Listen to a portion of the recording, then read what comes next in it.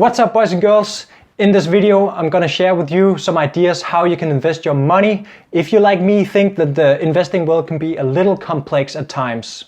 No judgment, it is. Also, because of right now, the high yield savings accounts currently in the US are at 1% annually, and in my case at 0.05%.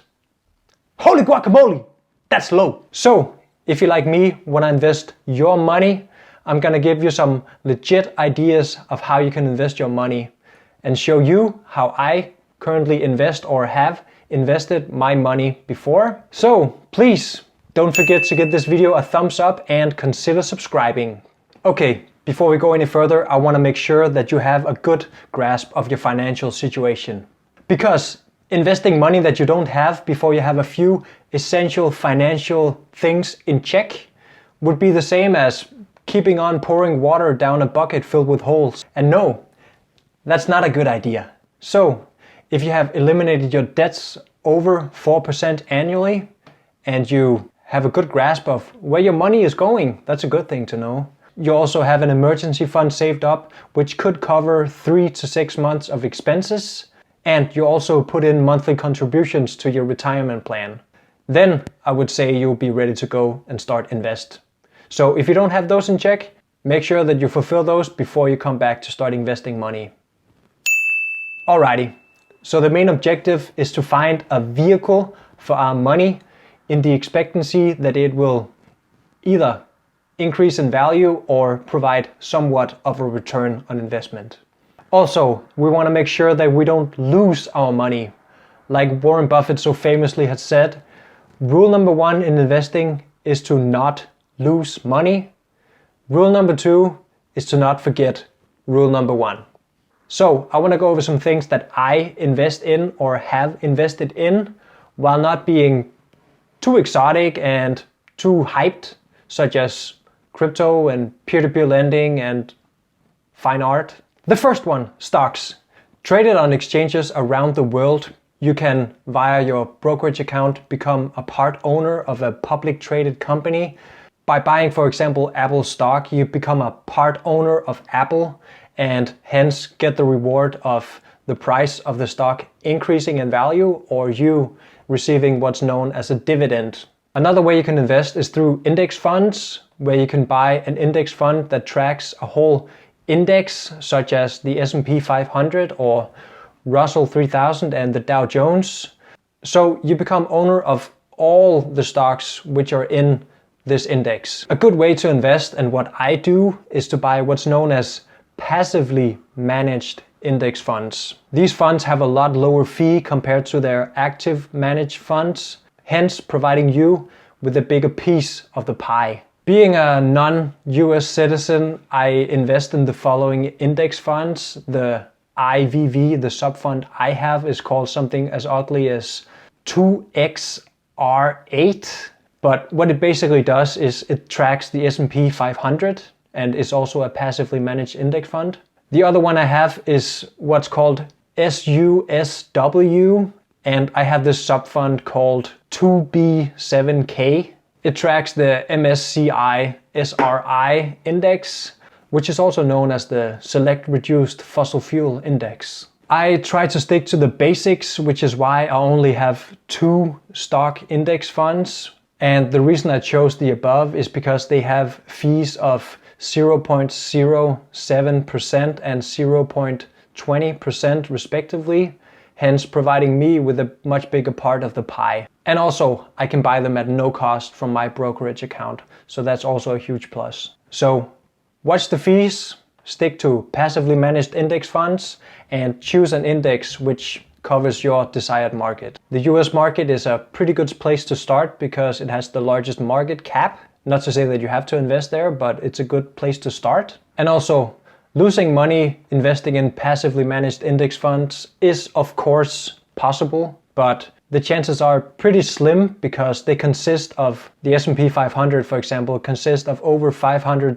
stocks in the US economy, which if one stock dies, then a new stock comes into this fund, hence replacing the old stock. And also, if all those companies suddenly lost their value, then the place would definitely be a very scary place to be, I would say. Another way you can invest your money is through bonds, or what you could call loans. Basically, a bond is an instrument where you as an investor provide money to a borrower. This borrower can consist of municipalities, governments, and other countries around the world, so that you can basically loan money to other countries trying to make new infrastructure projects, such as an airport or new harbors and stuff. It is considered more safe than stocks, for example, because it is basically a loan that you as an investor provide to, let's say, the US government. Let's say you buy bonds from the US government, also known as US Treasury bills. Then you as an investor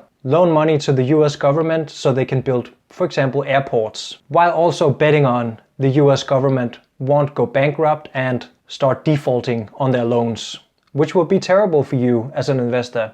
Then you wouldn't get your money back. As well as stocks, you can buy index funds within bonds, so you become part owner of a lot of different bond types. Example, you buy IEI, which is an iShares 3 to 7 year Treasury bill bond index fund, which tracks an index of US Treasury bills ranging from 3 to 7 years in maturity, also known as intermediate term bonds. Bonds can supplement your stock investing by being the more conservative vehicle compared to stocks.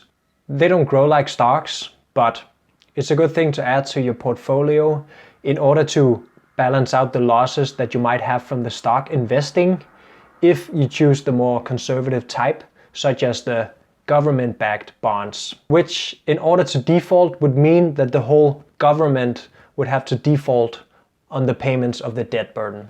Being a non-US citizen, I use this fund called IEI. I use the sub-fund called SXRL, which tracks the US 3 to 7 year bond index. Again, watch the fees, which country and type of bond you invest in, with the high yield corporate bonds yielding a lot higher but are a lot more risky compared to the government bonds, as you are betting on the bonds will be repaid to you with you getting a yield on top of that. Losing money investing in US government treasury bonds would mean that the US government would have to default on their loans. And that possibility is pretty slim. And if it were to happen, then definitely the world economy would start to spit hellfire or go all crazy. So that was a little bit about bonds. Now let's look at the third option that you can invest your money in. Yes, you guessed it, becoming a landlord.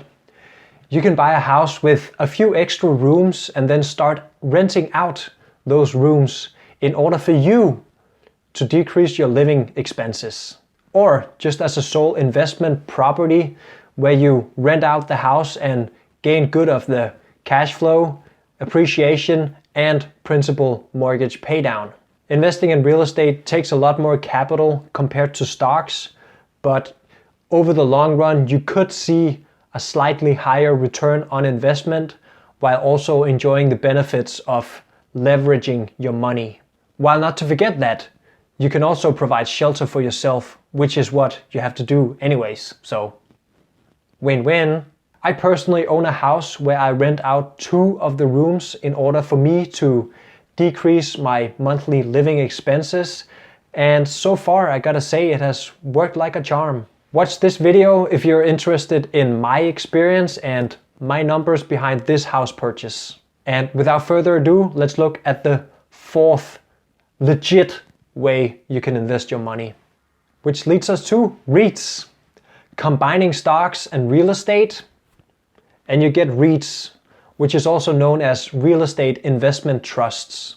It is an investment which owns or finances income producing real estate across many different real estate sectors.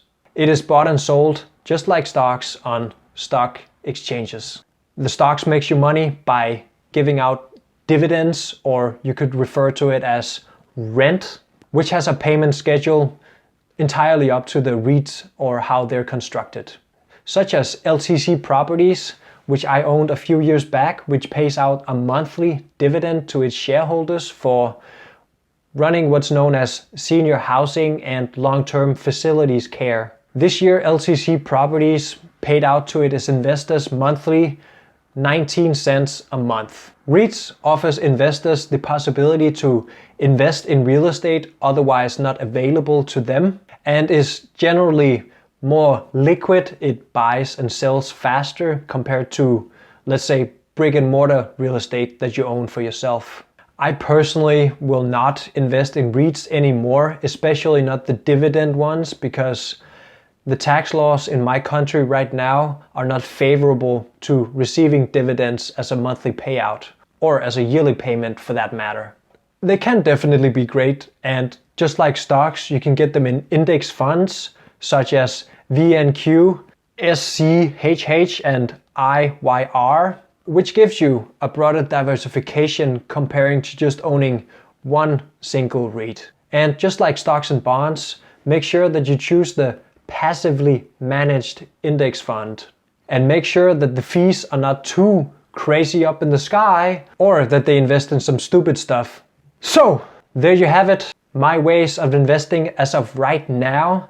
I might dip my toes into some other stuff eventually, but that is what I invest in as of right now. The stocks and the bonds and the real estate, not in the REITs, but I used to. If you learned anything from this, please consider giving this video a thumbs up and consider subscribing. And until next time, bye!